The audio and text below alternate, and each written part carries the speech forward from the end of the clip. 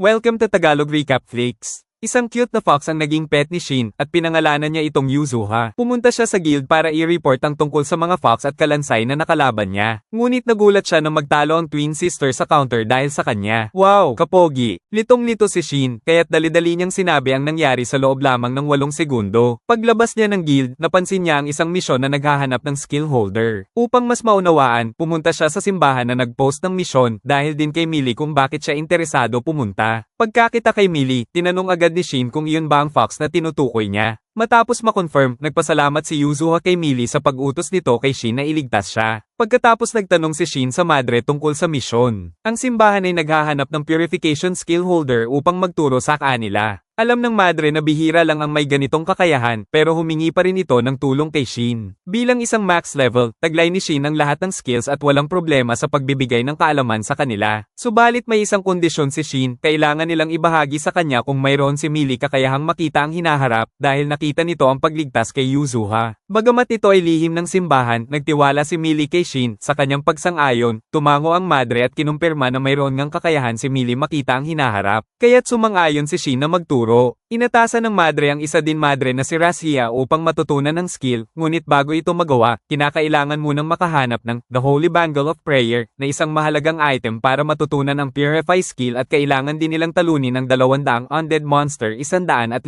pataas ang level. Para sa madre at mga kasama nito, mahirap ito, pero para kay Shin, isa itong simpleng gawain dahil sa mga karanasan at mayroon din siyang mga kagamitan upang matunton ang mga kalaban. Kailangan lang niyang saktan ng mga halimaw at hayaan si Razia na tapusin ang mga ito. Agad ding nagdesisyon si Will na tumulong. Nakatanggap si Shin ng mensahe mula kay Tina na nagsasabing na iparating na niya ang mensahe kay Shuni at si Shuni ay babalik kaagad pagkatapos ng kanyang trabaho upang makita si Shin. Si Shuni ay isang dating kasamahan ni Shin 500 taon na ang nakalipas. Kinabukasan, nagpunta ang tatlo sa The Spirit Plains, isang lugar kung saan maraming undead monster. Dito sila pumunta upang mabilis na makakuha ng skill stones. Pagkatapos ay nagsimula si Shin sa pagpatay ng mga halimaw ayon sa plano. Siya at si Will ang nagpapahina sa mga halimaw at pagkatapos ay ginamit ni Razia ang sphere upang patayin ang mga ito. Ang level ni Razia ay umabot mula level 1 to level 150, ang bilis. Habang si Shin at Will ay nagtatrabaho sa pagpapataas ng level ni Razia, sa kabilang bahagi naman, ang Princess of the Byroid Kingdom na si Rion at ang kanyang mga tao ay nakikipaglaban sa mga high level na Skullface Jack. Ang dahilan kung bakit nila natalo ang mga kalabang ito ay dahil sa isang light type sword na aksidenteng naitapon ni Shin. Sa sandaling iyon, nang halos mawalan na ng pag-asa ang prinsesa, biglang lumitaw si Shuni. Ito pala ang tinutukoy niyang trabaho. Kasabay nito, ang isa pang pangkat ng mga knights na tauhan ng prinsesa ay nakaharap din sa isang high-level Skullface Jack. Malapit na silang matalo nang biglang dumating si Shuni at mabilis na pinatumba ang kalansay.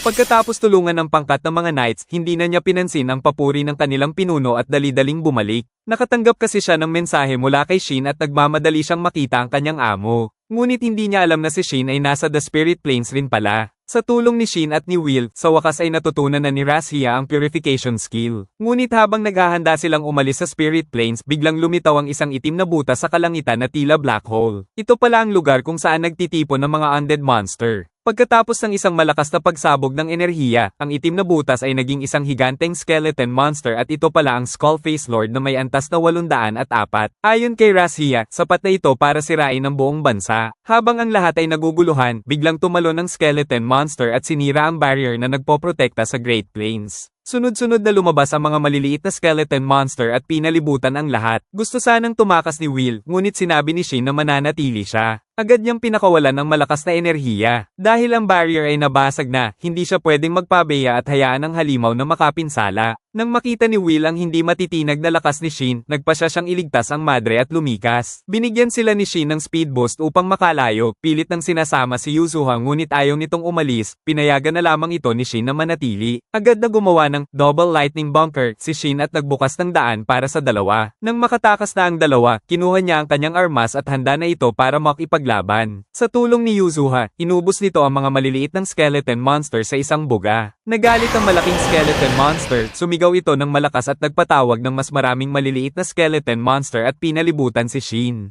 Nagpasya si Shin na gamitin ang kanyang pinakamalakas na atake. Samantala, si Shuni, na patuloy na naglalakbay, ay naramdaman ng isang kakaibang lakas at agad na nagtungo sa direksyon ni Shin. Nagawa lang niyang magbukas ng isang butas sa kanilang hanay. Sa pagkakataong iyon, isang blue na tuldok ang papalapit sa kanyang direksyon, at dahil ang blue na kulay ay nangangahulugang kasaanga, may kutob si Shin kung ano ang nangyayari, kaya't agad siyang tumakbo papunta roon. At sa wakas, nagtagpo na sila ni Shuni sa isang lugar na puno ng mga bulaklak, parang magjowa na matagal nang hindi nagkita. Ngunit bago pa man sila magkausap, muling dumating ang mga skeleton monsters at nakagambala sa kanilang pagkikita. Si Yuzuha, na nasa ulo pa ni Shin, ay agad na tumalon pababa at tinulungan sila sa pamamagitan ng pagbukas ng barrier. Dahil sa matinding pagkamis, nakakuha ng pagkakataon si Shuni na makayakap sa ating gwapong bida. Hang sweet naman.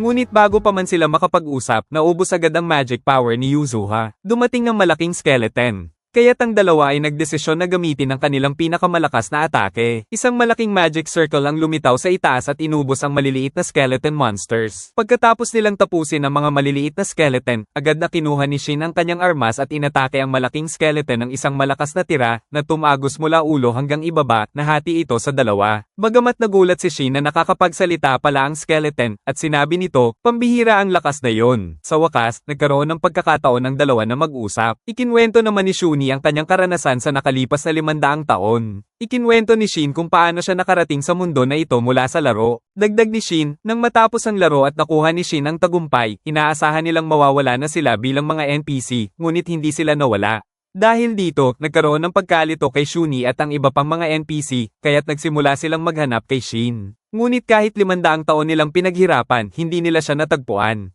Sa panahong iyon, ang iba pang mga alipin ay nagkahiwa-hiwalay dahil sa paggalaw ng crust ng mundo, at si Shuni na lang ang natirang mag-isa at naghihintay sa Moon Sanctum hanggang sa kasalukuyan. Ngunit ngayon, si Shin ay isang buhay na tao na, kaya't nagpasya siyang payagan si Shuni na tawagin siya sa pangalan. Pagkatapos nilang magkwentuhan ng matagal, napansin ni Shuni ang kakaibang nangyayari kay Yuzuha. Nang buhati ni Shin si Yuzuha, napansin niyang ang buntot ng fox ay naging 3. Ngunit mas ikinagulat ni Shin nang matuklasan niyang ang klase ng fox na ito ay talagang may kakayahang magsalita, at dati itong isinumpa at pinigilan na magsalita. Ang 3 buntot ay isang resulta ng mga monster na nakuha niyang talunin, kaya nagkaroon ito ng bagong lakas at nag-evolve. Kaya't sinabi ni Shin kay Yuzuha na huwag magsalita sa harap ng iba dahil hindi normal para sa mga ordinaryong fox demon na magsalita. Pagkatapos, ginamit ni Yuzuha ang illusion magic para itago ang 3 buntot. Naalala bigla ni Shin ang mga tumakas na Will at Razhia. Kung makakabalik sila at sasabihin ito sa guild at ipaimbestiga ng guild, magiging problema ito. Kaya hinabol ni Shin at ni Shuni ang dalawa sa buong bilis. Natakot si Will at biglang napahinto. May paparating. Sobrang bilis. Ang halimaw ba ang humahabol? Tanong niya, sabay laking gulat. Sa kabilang banda, ang prinsesa at ang kanyang mga knights ay nakarating na rin sa pinangyarihan. Noong nakaraang gabi, nakaharap din sila sa maraming kalansay. Nang malapit na silang matalo, bigla silang nailigtas ng liwanag mula sa kalangitan. Kaya nagpunta sila rito upang mag-imbestiga. Habang iniisip ng prinsesa kung sino ang gumawa nito, lumapit sa kanya ang isang tauhan na may hawak na espada. Ito ang espada na naiwan ni Shin matapos niyang talunin ang Skullface Lord. Basag na ang talem, kaya itinapon na lang ito ni Shin. Ngunit ang sirang espada ay nagdulot ng pagkagulat sa kapitan ng mga knights dahil tanging isang high human level lamang ang posibleng nagmamay-ari nito.